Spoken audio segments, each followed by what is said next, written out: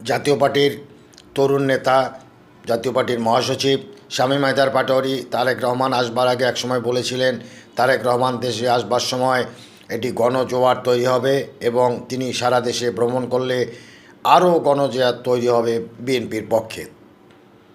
এবং ধীরে ধীরে তারেক রহমান তার নেতৃত্বের গুণে এবং গণজোয়ারের ফলে সব মিলিয়ে অল পার্টি লিডারে পরিণত হবেন। তার কথাই সত্যি হলো। আমরা লক্ষ্য করছি তারেক জিয়া যেখানে যাচ্ছেন তার ক্যারিজমেটিক নেতৃত্ব, সেখানে জনস্রোত তৈরি হচ্ছে, সেখানে জনসমুদ্র তৈরি হচ্ছে।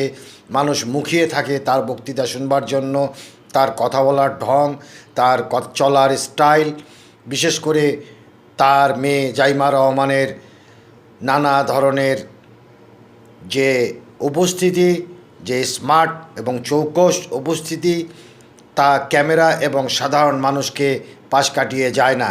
সব মিলিয়ে আমরা মনে করছি আগামীতে এভাবে যদি চলতে থাকে তাহলে অনেক অনেক ভিন্ন দলের ভোট বিএনপির বাক্সে সমবেত হবে দেশ রক্ষার স্বার্থে আগামীতে বিএনপিকে ক্ষমতায় আনবার জন্য।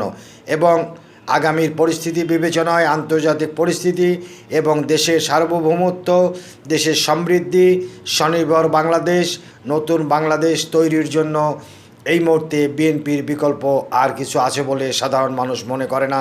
আমরা অপেক্ষায় রইলাম। ভালো থাকবেন।